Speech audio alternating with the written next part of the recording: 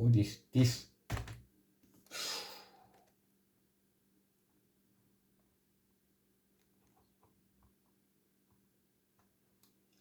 Hugo Viciana Blanco. Who is this person? The world needs my help.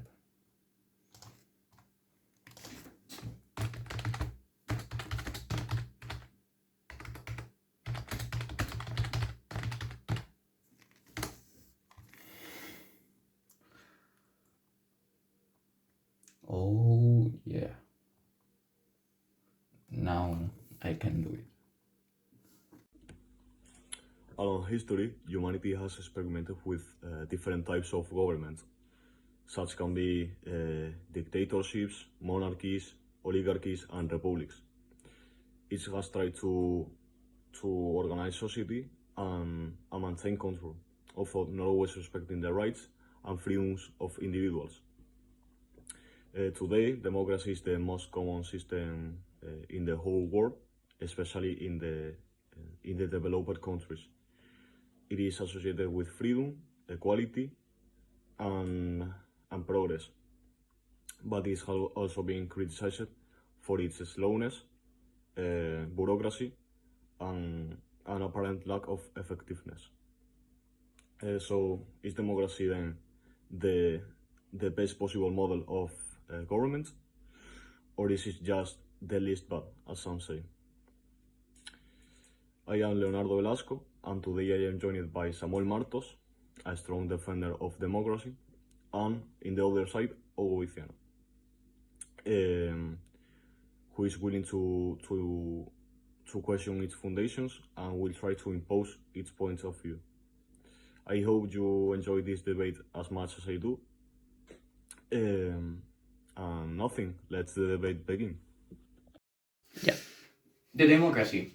Well, my group we completely agree with the system as this is the best one to create a good country to live in. Why? Okay, so we have three arguments. The first one is the participation of the society, because with the vote of the government and moderates, people can increase his actions in the country. Okay, so the second argument is the decrease of the abuse of power of the government, because in a democratic system there are no people who are the only who rule the country, because the population will decide what to do with in the country in which. And the third argument is these maps. The human rights are protected. As you see, the countries with a full democratic system are those ones who are the richer in all the world, like Norway and Canada. We can see the source. So we can agree that democratic system is the best. Thank you. Ladies and gentlemen, today I stand here not to defend tyranny, but to challenge the blind adoption of democracy as the ideal political system. While democracy is often praised, we must face its real weaknesses that can lead to poor decisions, slow action, and injustice. Please let me give you 3 key reasons why democracy is not always the best option. First one is that democracy is vulnerable to misinformation and manipulation. In a democracy, power lies in the hands of the majority, but that majority is not always well informed. Emotions, propaganda, and short-term thinking often wins over facts and long-term responsibility. Take, for example, the Brexit referendum in 2016. The campaign claimed that the UK would save £350 million a week to fund healthcare, a number that was completely misleading, and yet people voted based on that promise. Afterward, of course, many regretted that decision, but it was already too late. This is what happens when public opinion is shaped by emotion instead of truth. Second, democracy is inefficient in times of crisis because it relies on discussion, voting, and bureaucracy. The democracy moves slowly, too slowly when fast action is needed. During the COVID-19 pandemic, for example, China imposed strict lockdowns immediately, and in contrast, democracies like Italy or the United States struggled to act quickly, facing endless political debates, protests, and divided leadership.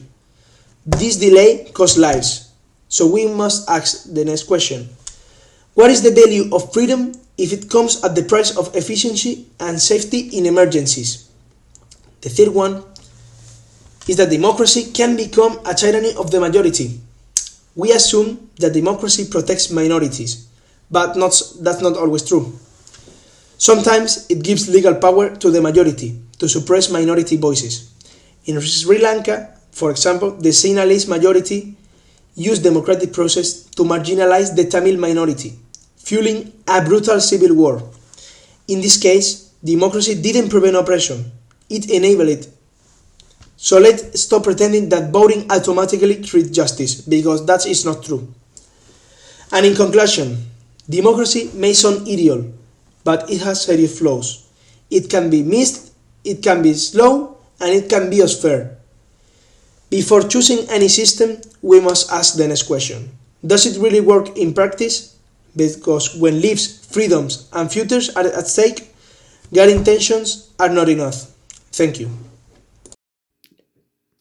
Okay, so you mentioned three arguments, which they are one, people can be not informed in a good way about the news and the world, but in fact, society search information in different media like TV or websites to have awareness of the world, because in the last years with the development of AI, the awareness of fake news have increased, so people now inform in a good way. Your second argument is that in a democratic country, decisions are slower, but they are more effective, which is more important. In a dictatorship, the laws and the decisions can only benefit the ruler himself, but in a democratic country, this can't happen. And your third argument is that in Sri Lanka, a minority has decreased his rights, but Sri Lanka is not a good example of a democratic country. And this is not a problem because in a democratic country, laws are perfectly defined in constitutions, for example. So nobody will lose his human rights. But in a dictatorship, this could happen. Thank you.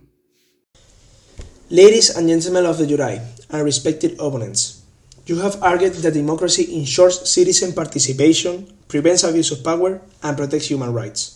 But today, I stand here to challenge that idealized image, because democracy, in reality, often fails to deliver what it promised.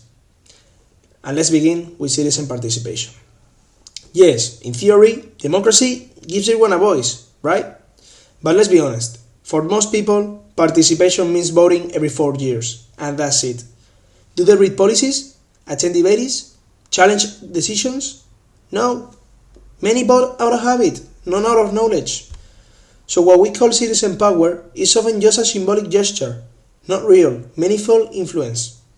And worse, the system is built to favor political elites. Ordinary citizens have little to no say once elections are over. Is that real participation, or is it just an illusion? Now let's talk about abuse of power. Democracy is supposed to prevent it, right? But look around the world. Democratically elected leaders still lie, still cheat, and steal. In countries like Brazil, Spain, or even the United States, corruption runs deep within democratic governments. What makes it more dangerous is that it's done legally, They pass laws to protect themselves, manipulate media, and use the bureaucracy as a shield. Abuse doesn't disappear in a democracy, it just hides better. And finally, the protection of human rights. Again, it sounds right on paper, but in practice, look at the United States, a democracy where racial inequality, police brutality, and mass incarceration still exist. Or Hungary and Poland, democratic states with growing censorship, rigged courts, and attacks on minorities. The truth is, human rights don't magically appear with elections. They depend on leadership, and leadership can fail in any system, democratic or not. So what's the point of all this?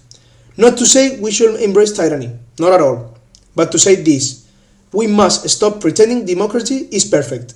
Sometimes strong centralized governments, guided by long-term vision and competence, not just popularity, can deliver more for the people. In the end, calling a system democracy doesn't make it just. It's not the label that matters, it's the results. Thank you. After listening to both positions, it is clear that democracy has a lot of virtues, but also cons. On the one hand, it allows citizen participation, protects human rights, and places limits on powers through separation of institutions, allowing important advances in freedom, equality, and justice. However, we have also seen that it's not a perfect system, as it allows disinformation and manipulation.